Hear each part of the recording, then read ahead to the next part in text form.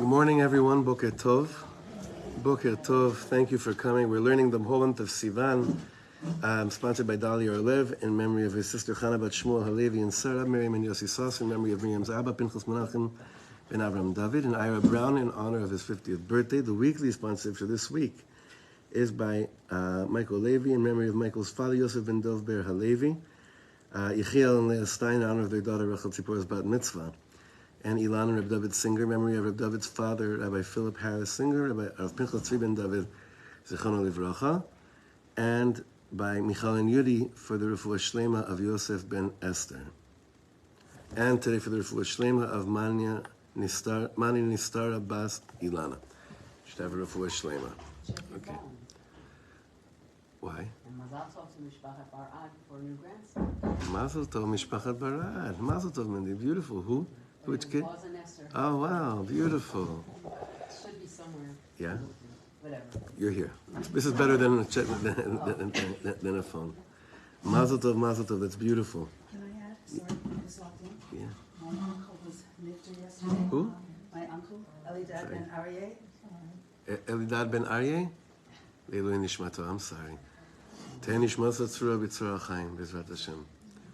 Okay, I want to ask a very important question to begin shir, to understand today's shir, to show us where to place us in a really good place where we're at with this great learning from Rav Sasson. I'm going to ask you the following question, and I want you to think about it before just saying the answer, okay?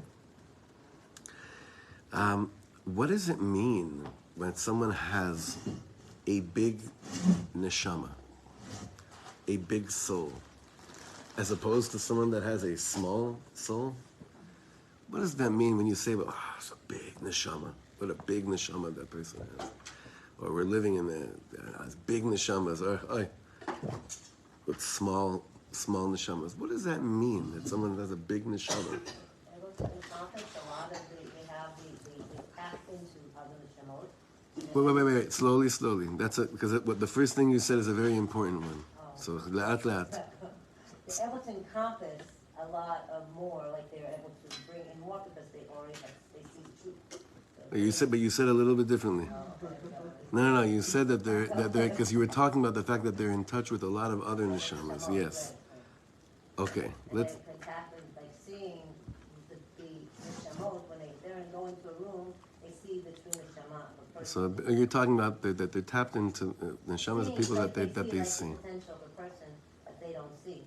Okay. Like in a higher neshama is living in a higher state of consciousness, so therefore whoever it comes in contact with, it can actually be in tune with with the potential of the neshama that they're in the presence of. Beautiful. Oh, there's no right. There's no right or wrong right now. You walk into the room and you feel the consciousness of a neshama, like I'm not going to embarrass you. Like a certain neshama, like you, when they walk into the room. What else is? Who else has? What other? So I also see it as like a light that's shining out and able to reach. It's not just the people who are able to like come and experience that neshama, but it's also the reach of that neshama out to. Not just who's in front of them, yeah. But to the masses, right? Not necessarily just to people, but all of existence. Bria, that is yeah. Someone who can feel what others need at that moment and give it to them. What else? Yeah, Nechama. So it's a neshama that's been here multiple times. It's already gone through a lot of levels of zikuch, of refinement, and now this time around. So it's not as new. It's not like necessarily someone that's here for the first time, right? That's important. Yeah. Anyone else? Anyone have any other opinions? There's a lot of questions I have right now. I want to learn inside also, but there's a lot of questions I would want to add to this. Is there a difference between? Do you think it's okay to say that a big neshama, is called a neshama klalit? Does that kind of fit into like the description we've been giving? Neshama klalit means like a all-encompassing neshama that a lot of people are drawn to, kind of like Ariella, what you, Leah, we're talking about. So neshama klalit, they're meant for the masses. Is that that's probably a big neshama, no? But that's like a term. Adam Harishon, for instance. Right. I think Moshe Rabbeinu, and don't test me on the rest of them, but so is that a different level, maybe? We're going to learn that. I mean, that's why I'm putting out all these questions to exactly prepare us for today's learning, and really for this next chapter in the Sefer, which is just so beautiful. This chapter, Baruch Hashem. The term is cold to me. When we talk about, Hashem, I think we need to find a more warm, caring kind of word, like klali kind of just sounds so black and white and missing the essence. Mm-hmm. Okay, good. Yofi, so maybe we'll come up with one. You'll understand when we open up the Sefer why we started talking about that right now. We're starting a new chapter today. Daf Samech Daled. Gdulat Hador Ha'acharon. Samech Daled. Gdulat Hador Ha'acharon. The greatness of... So, this is a chiluk. I'm not sure if he means the latest generation or the last generation. Right? Because in Hebrew it's kind of confusing. Gdulat Hador Ha'acharon. What does that mean exactly? The last generation? Kilu, the latest? Or the final, right? And if it's the final, what does that mean? The final. What do you mean the final? Zehu enot chaim chas v'shalom? Of course there is. So we'll try to see what Rav Sasson is leading us to. This is really deep stuff today. It's beautiful stuff today. Ashreinu shezachinu. Gdulat Hador al afa katnut pratit. The greatness of the generation, despite the smallness of the individuals.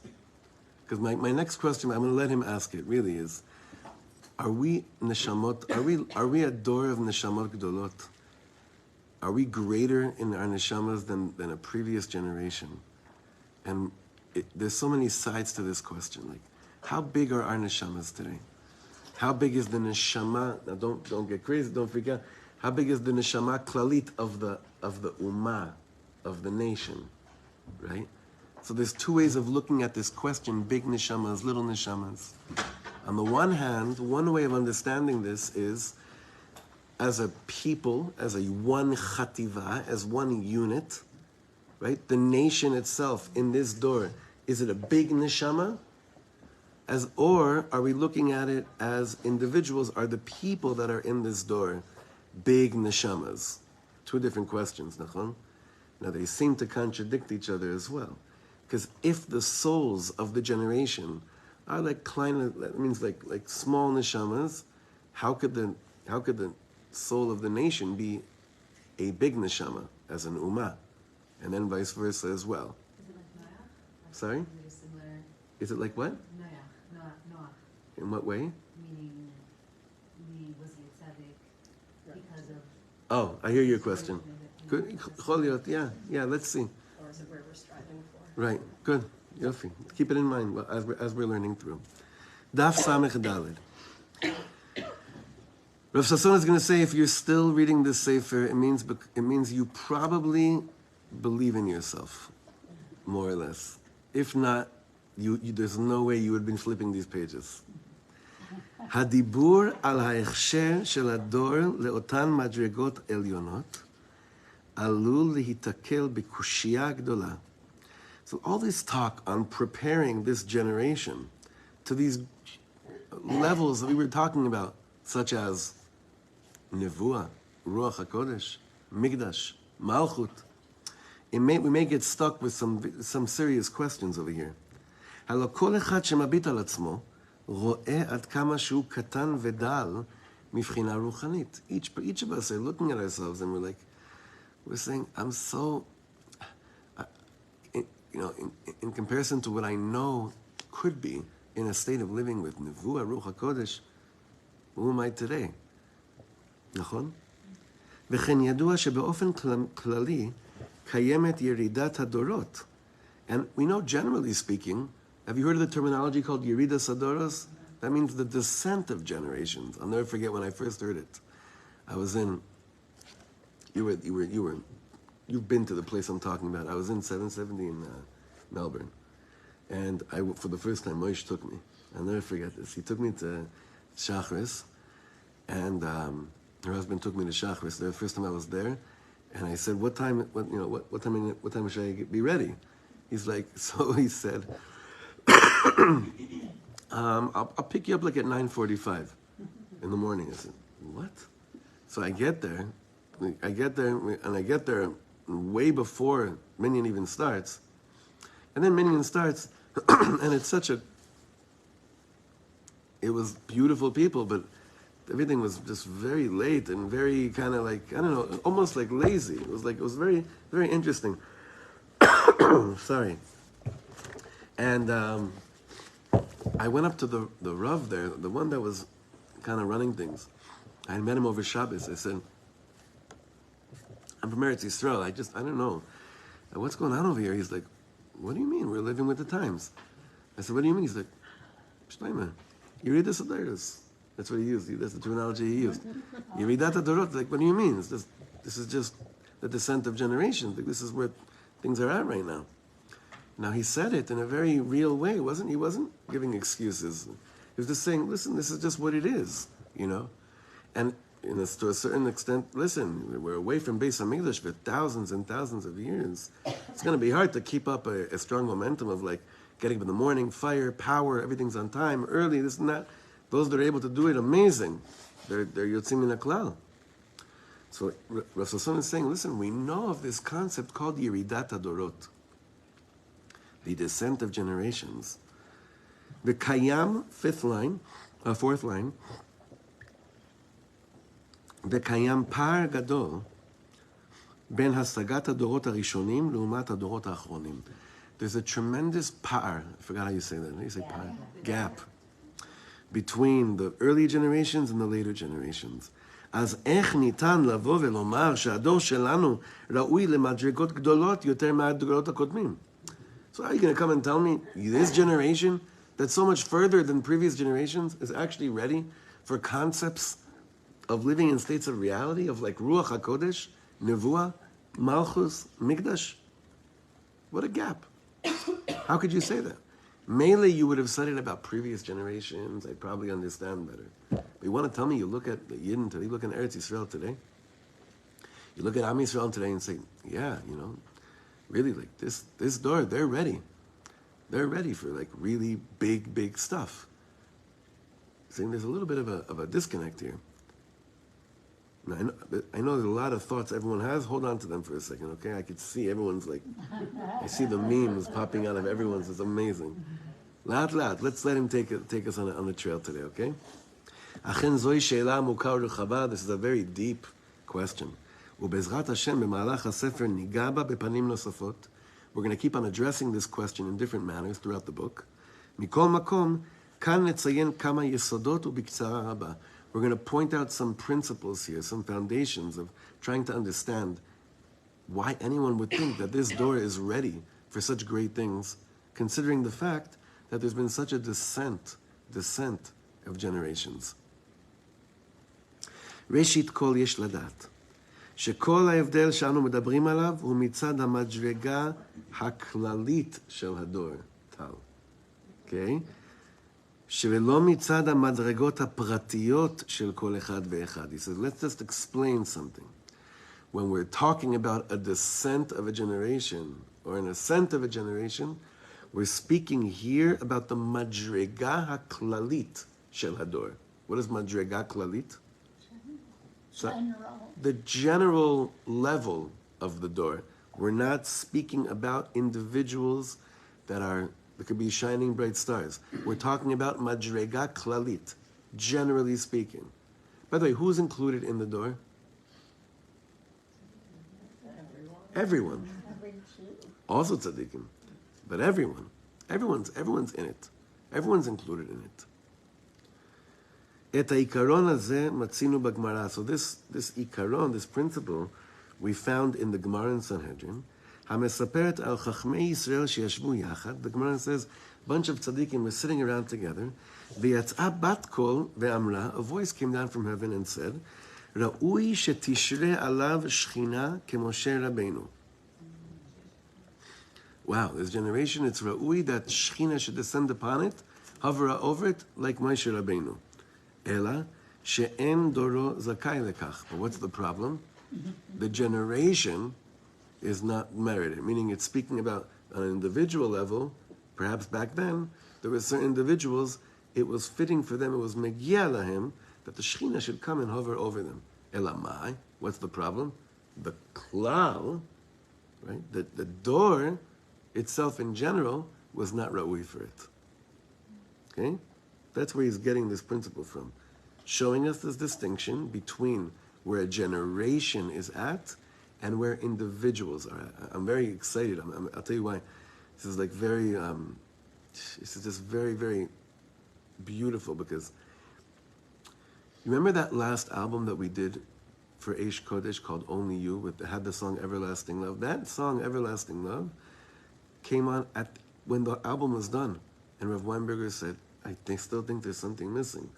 And he told me, go back to the tapes, find that Nigun again, Everlasting Love, which I forgot. And I said, I was thinking to myself, oh my God, it's just going to push off the album more. It needs to come out already. Whenever, by the way, and if any of you know, if you've ever been involved in an album, at a certain point, you just want it out. It doesn't matter, you don't care anymore, you just want it out. That's how I was feeling about this last album. And then the tzaddik says, no, there's one more. I'm telling you, go. You have to go. And little did we know what that nigun would be, more than any of the other nigun on the album. Same exact thing has happened right now. We finished recording all the tracks for the album, and then Rav Weinberger was on the phone with me and said, wait a second, we missed one. And I said, Rebbe, but I was thinking to myself, we missed one. The musicians already came in, man. He's like, no. I said, so I called the executive director of the project, the guy from the shul in Woodmere. I said, listen, Rebbe said we missed one. Two, actually. And Enbayel, we're going to do what the tzaddik says, but the people that listen to the tzaddik have to find rubles to make sure that right? They said, whatever, it's fine, we'll figure it out. And one of the songs which is coming out, I'm most excited for, is called A Living Generation. Mamish, what he's speaking about over here, it's a targum of a piece from Rav Kook about what a living generation looks like, meaning the neshama klalit of a door, of a generation looks like. So back then in the Gemara, Beseder, the few tzaddikim, of course, in their zchut, privately, megia lahem, shechina, all these things, nachun, but the door was not a living generation. Rav Kook speaks about a living generation. A living generation will arise.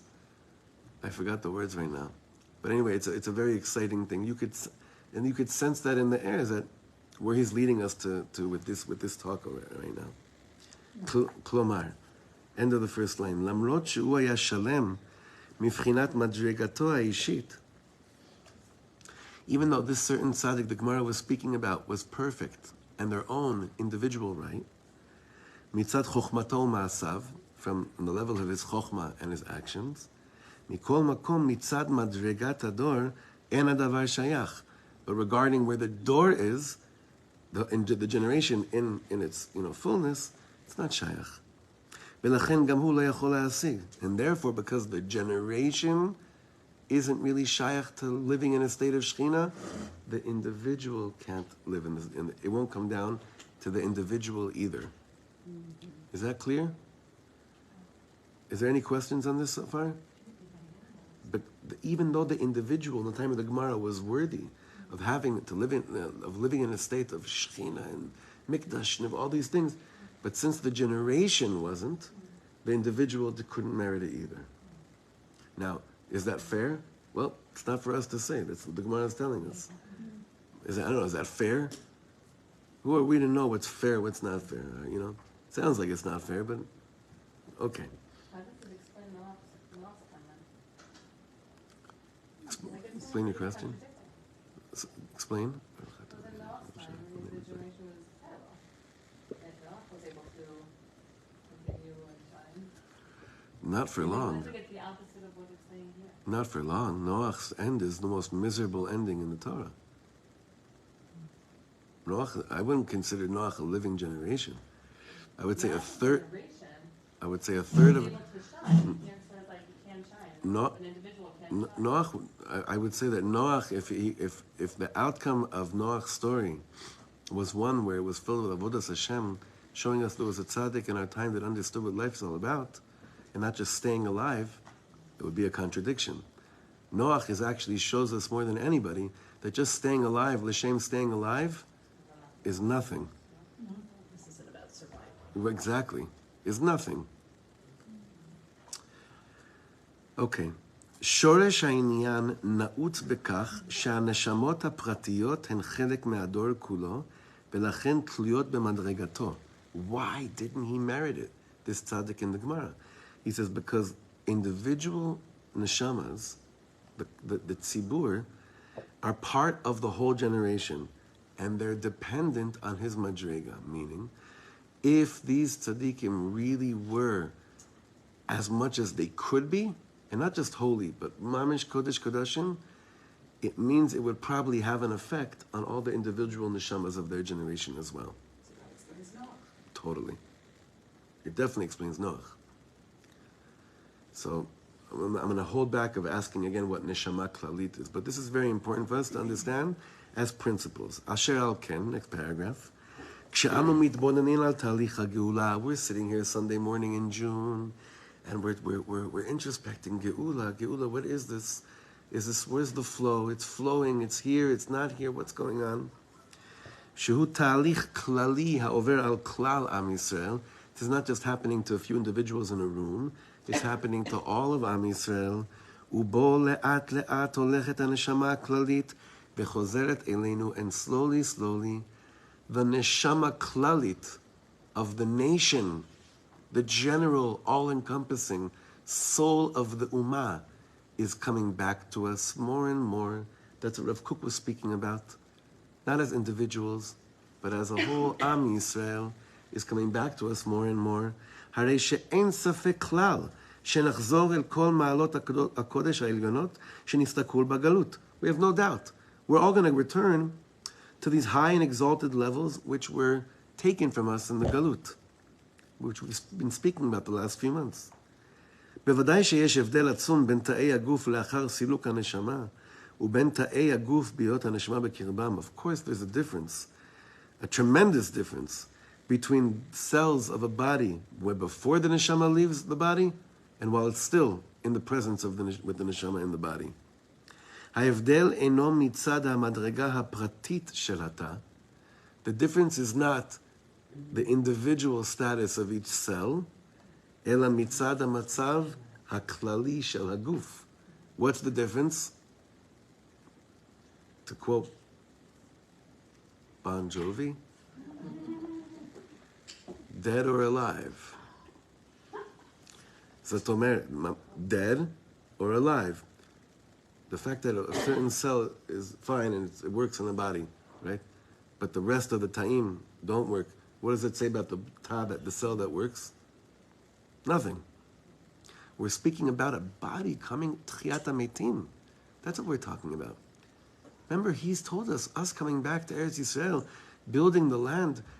We're talking about resurrection of the dead. Resurrection of the dead means that the body is coming back together. The bones, the nechazon atzamot yeveshot of Yechezkel, the dry bones of Yechezkel, the body is coming back, all the bones are coming together, and the neshama is coming into it to cause a tchiyat hametim, to cause a resurrection of the dead. So the fact that, he's talking, it's a very important thing for us to understand. Individual cells that are working in a body that's dead means that the individual cells aren't working. Even the ones that kivyachol are working. It's a picture of a tmuna klalit, of the whole body, either alive or not alive. Galut is a graveyard. Coming back home is the chance to get out of the graveyard and cause a resurrection of the dead. In order for there to be a resurrection of the dead, what needs to be intact? All the cells, the body. So far? So good? Confusing? Yes. What's the hardest part to understand of this? I'm just relating it to generation. So Right, Like saying right. that, many of the cells are dead, so the generation's dead? Interesting question. What do you think? Could it be Well, that? I'm asking, I mean, if I were to describe what's going on here, it's very much alive, but, what might be going on in other cities, I don't know, or, another city, whatever. Right. It feels dead, like, when I went back home, call it home, it's not home anymore, but when I went back to my city where I was born and grew up and everything, it felt just really dead. So, do you think this is a very good question? I have the same. By the way, I had the same question. I was learning this. The same exact question. What defines a nation coming back to being alive, on a general level? It's very good what you're saying. Everyone should have that question. It's great that I feel here that I'm alive, but what about the rest of the nation? So he's going to give us. Hold on to that question because he's going to explain to us how to view the door. How do you view a generation? Okay, how do you view generation? Apparently, in the time of the Gemara, when this tzaddik was worthy of Shechina, they viewed their generation that lived with Tanaim and Amoraim of the Gemara, the greatest tzaddikim, as not so much a living generation. And yet, Rav Kook comes and messes with all of us. God bless you. He messes with... Why did Rav Kook mess with everyone so much? How did he mess with them so badly? With the world of Torah? How did he mess with us till today? What did... He saw a bigger picture. He didn't just see living and surviving and letting the cells die. Or he saw that there's an actual resurrection that's about to happen. And he saw that everybody had a part. It didn't matter if you were Dati or Chiloni, we all have a part. And he put it on himself to say, if I am really a neshama klalis, if I am a Rav, if I am big, what does that mean? My greatness is only dependent on how much the other cells of the body are are also being resurrected.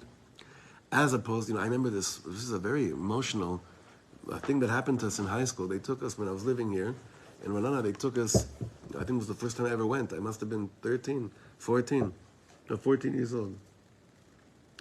They took us on a trip to Mea Shearim at night. And as modern Orthodox Ranana boys, no one spent time in Mea Shearim ever, right? We went to Mea Shearim, and I'll never forget that we met some chassid, and he explained to us why there's such a disconnect from the rest of the world. And he sounded a little bit convincing. It was very hard to hear it, but it sounded pretty convincing.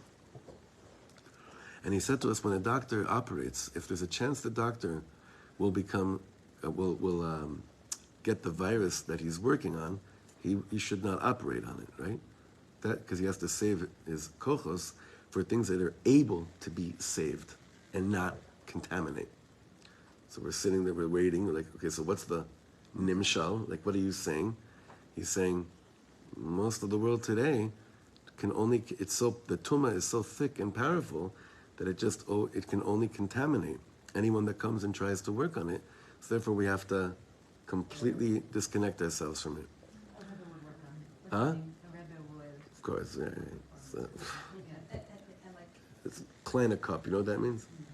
Small mind, katnus. it was common, like to So we were sitting there. Remember, I was sitting there, and we were asking him.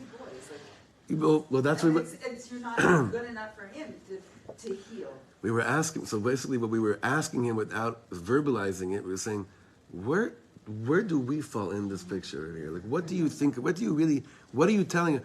Is the only reason you're talking to us even because we're male and not female, but really we're the same, level of contamination? Like, is that what it is, right? I had such siyad d'shmaya. I already heard of Rabbi Nachman then, and I found, as we were walking by, I bought my first sefer, I bought my first sefer Amidas of Rabbi Nachman. That trip, that high school trip, that I realized this is not the world of the Baal Shem Tov that I heard of. There's no way. Shar. Imagine the Baal Shem Tov saying that. Can you imagine the Baal Shem Tov talking like that? Can you imagine the Gaon of Vilna even talking? Meaning, say even, because Kilo, it says he's not Chassidus, but can you imagine real Gdolim speaking like that? So Rav Kook comes and he's meeting a world that is broken. Yes, it's pre-World War II, it's true. It's pre-World War I even, right? It's true. But he's saying over here, if we keep on viewing the door as this tumah, the way it is, why even bother coming back to Eretz Yisrael? Why bother doing anything? Why bother building anything? Why bother believing in anything?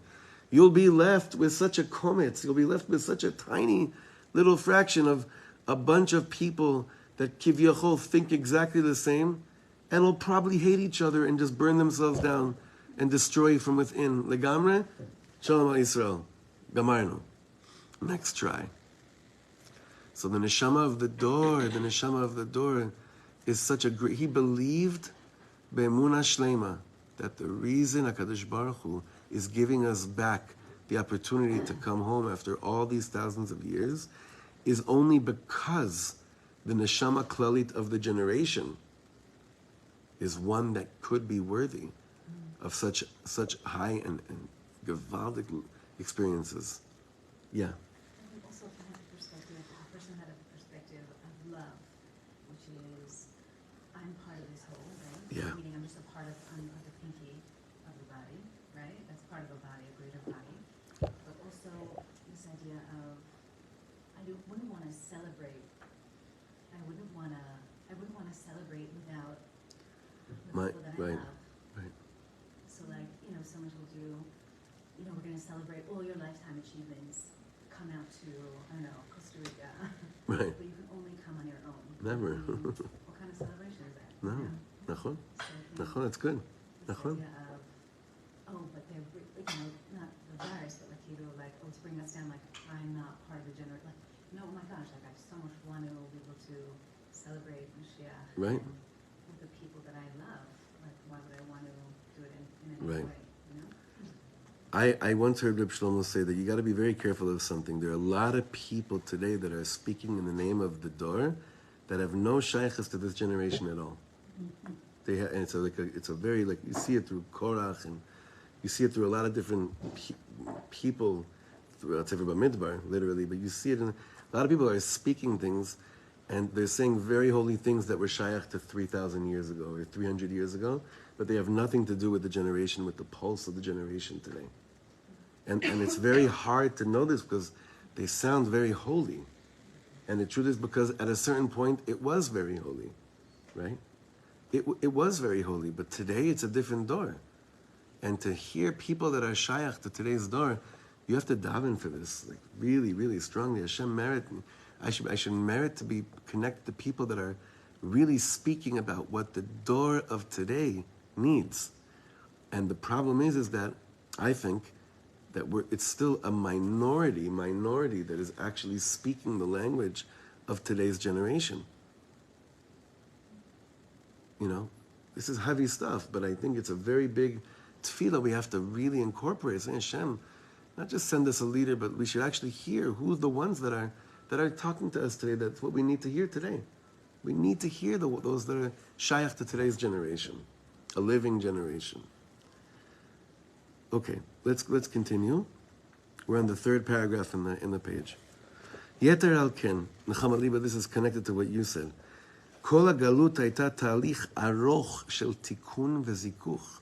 There were 2,000 years of a process of tremendous fixing and refinement.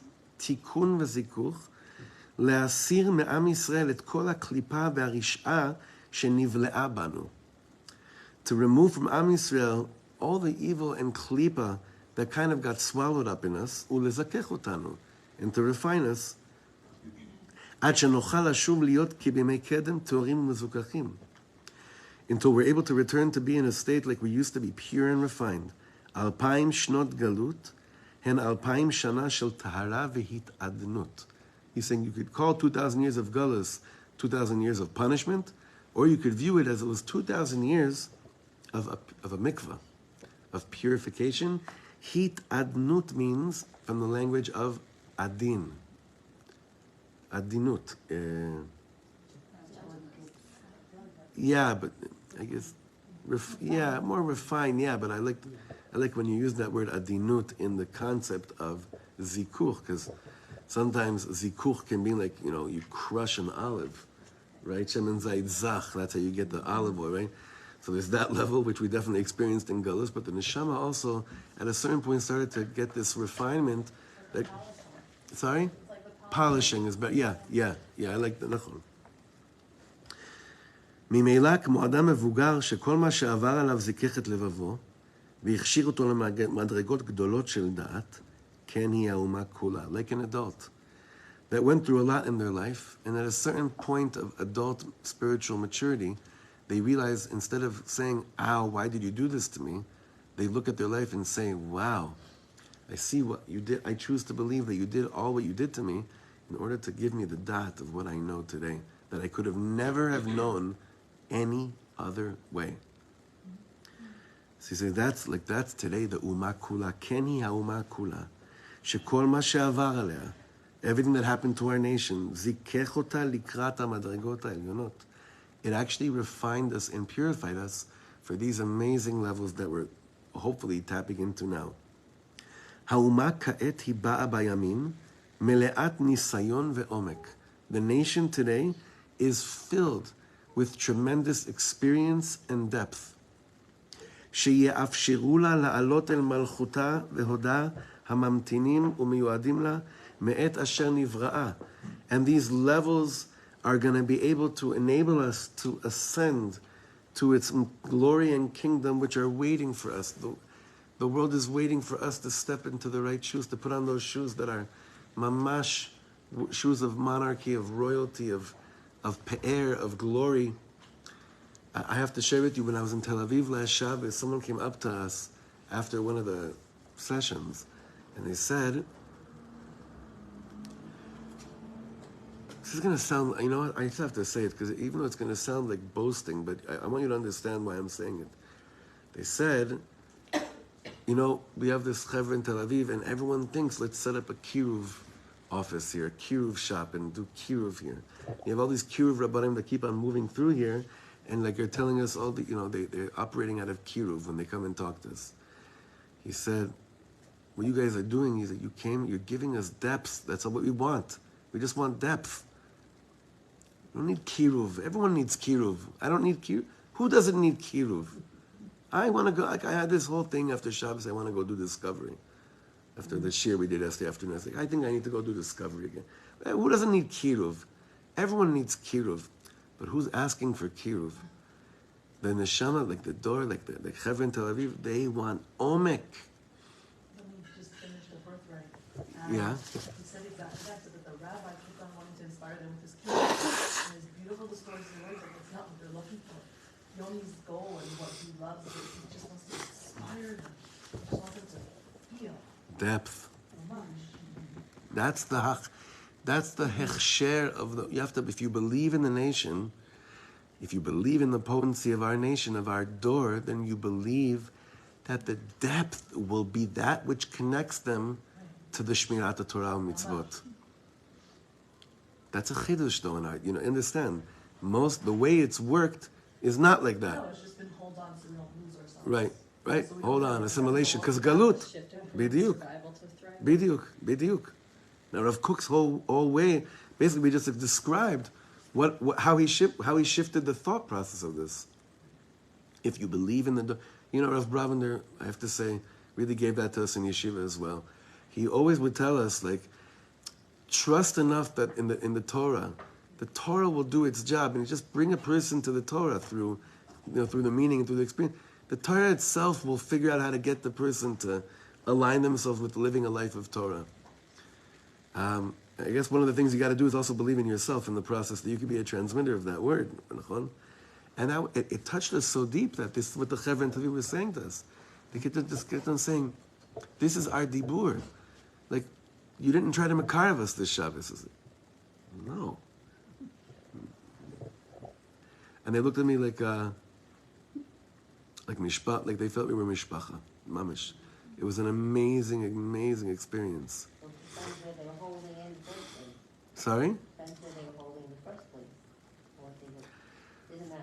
I don't know. I don't think so. I think if you're going to shul on Shabbos in Tel Aviv, you want depth. You're ready for depth. You're ready for depths. I felt it so strong. I felt it so strong. Im ken, bottom paragraph, זוהי ההבחנה הראשונה בין המדרגה הפרטית של האדם ובין המדרגה הכללית של עם ישראל. This is the first distinction between the individual level of a person and to the general level of the Am, of the Ummah. כל הדברים הגדולים שאנו מתארים כאן, all these great levels we've been talking about in this sefer, אינם מצד השגות אישיות. We're not saying individuals here are all ready and refined and perfect, and they're ready for all this. אלא מצד ההכשר של האומה בכללותה. But from the level of the nation in its complete picture, the nation itself, the ummah, the soul of the nation, if Cook would always talk about nishmat ummah, the soul of the nation as one big body, not in the individual cells, but as one big body, לאחר הזיכוך שעברנו בגלות, after all the refining we went through in the galut, ובצירוף כל העבודות הקודש של הדורות כולם, and years and years accumulating all the holy work that generations have been done to work on all on the individual matter. וביחד עם התקופה הגדולה הזו, and together with this great time in life, שבה השם מחזיר שכינתו לציון. And this time that Hashem is restoring His Shekhinah to Yerushalayim. כל אלה מצביעים על אור גדול ההולך ומופיע עלינו. Everything we're saying right now is showing us we're part of a time that the neshama in its entirety, the neshama of the nation, of the people, has gone through what's gone through for thousands of years. And the neshama in its entirety, like when you look at it as one big neshama, is saying, I hesitate to say this, but because of what you said, but I have to believe it. The neshama in its entirety is saying we're ready to be ourselves. Okay, so how does that not contradict what you said before, Batya? And I have that voice in me too. You understand my question? Remember what Batya said before? I don't understand what you just said. Meaning, how can I look at the whole door, not the individuals, but at the larger picture of the generation, and say, all the thousands of years, it prepared us. We're as a whole generation, we're ready. When we see on an individual level, it doesn't look like that. So how do I look at people as part of a body, as opposed to looking at them as individual anarchists?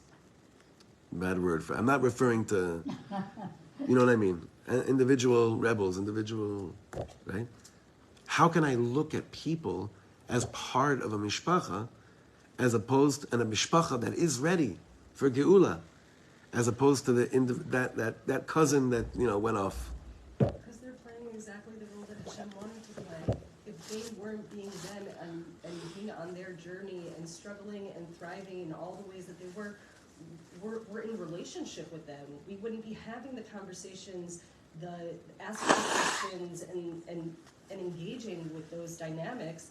Who are we in relationship to them to be able to grow in the way that people who are engaged with this? So it's of course we're all part of the same body. How do I look at them like that? What's the exercise?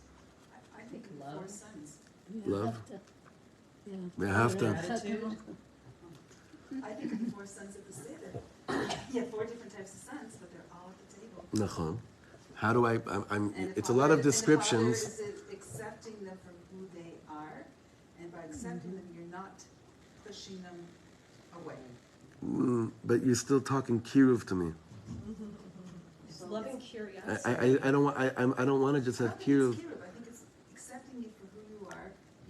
There's obviously something there that you came to the table, just like you said in Tel Aviv. There's obviously something there that they came to the shul. Even the story you said on Shabbat about the one. Yeah, the that came Kaddish. in, Yeah. the same Kaddish. There had to be something there, and I think there had to be something with the early settlers who had no kesher to Yiddishkeit. They had to feel something in their neshama that this was their place. So I'll tell you why I'm nervous to use the concept, the term 4 sons. Because in the Agada, there's one that's a Rasha. Nachon? But I don't want to look at him as a Rasha. That's, you see what I'm saying? I feel that in order to look at them as the Ummah, I can't even say, I can't give the individual descriptions that say, but I have to figure out a way that I look at them like I look at the biggest tzaddik in the world, as part of mishpacha. Yeah, Chamalim? I can't hear, I'm sorry. I think what works as an equalizer to really see the generation as a whole is I think that we're all struggling basically in the same realm. If you include these generations, there were much more basic needs that needed to be filled. People were starving, or people were freezing, things like that. Nowadays, thank God, in most places in the world, most Jewish people are living that they have their basic needs taken care of, and that's why there's so many mental health issues and all these things, because we're at a higher place now where we're grappling with much deeper things. And like the Rev was saying with Tel Aviv, it's like, I think everybody wants that. So maybe we were privy to more telelearning, so we have more going on now. But I think essentially everybody, this whole body of people, really just wants that kind of connection. And I think also the Tel Aviv piece is so fascinating because I also was in that scene a little bit. I mean, I wasn't part of the community, but I saw it. And it's like this group of highly intellectual, young, like people working in high tech. But it's not necessarily only like intellectualism that speaks to them, which you think would. They really want community. They want soul connection, which is much higher. So I think that's what we're really all going for. So even though our lives manifest differently, I think the whole generation really just wants. I think seeing that if people on the wide spectrum, regardless of where they're holding, are really saying we want depth, that must mean, I think Rav Kook is saying, that there's been a hechsher, there's been a preparation for living a life of depth. There's still pieces of the puzzle we have to, place inside. But if I lechatchila, my eyes view people as wanting depth, then I feel, wow, it seems like it really is. But on the other side of the coin, that's why it's getting more and more intolerable to see shuls that seem like they're not interested in depth. It's intolerable. It's not just like, whatever, that's what it's like there. It's mamish intolerable because of like the neshama of the ummah wants depth. Be part of the generation. And it's so funny how so many people aren't part of the generation and they're kivyachol have built shuls. And Rav Kook is seeing this years ago, 100 years ago, that the neshama of the ummah wants pnimius, it wants depth, which makes our avoda even that much more big, that much more irresponsible. And again, as much as it's overwhelming, what a joy to dedicate our lives for matters such as these, because it means we're plugged in with the times. This is what the neshama of the ummah wants.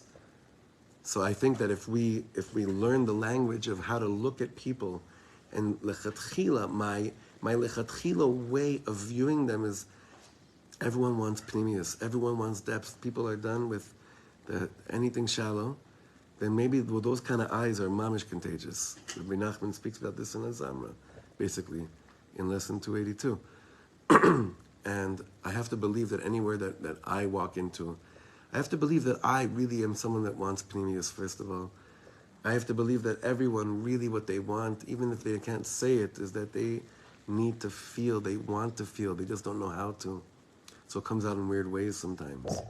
But really the door, and its klaliyut, wants it. So Rav Kook is saying, individuals, maybe in their zchut, probably the or of the Gula is not worthy of coming down, but in the neshama of the ummah, ve'od ech, we're still going to see, though, how to make sense of what seems to be the generation gap. We're still going to keep on bridging these gaps in terms of, and it's only going to be obviously through ahava, through yira, through love, through patience, and through eyes of pnimius, which is what we're here for in the first place. B'ezrat Hashem will continue next week. Shavua tov, everyone.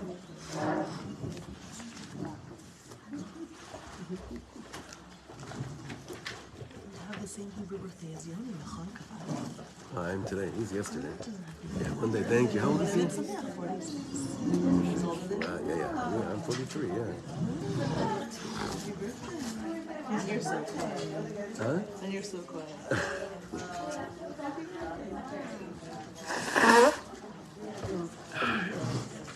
Thank you.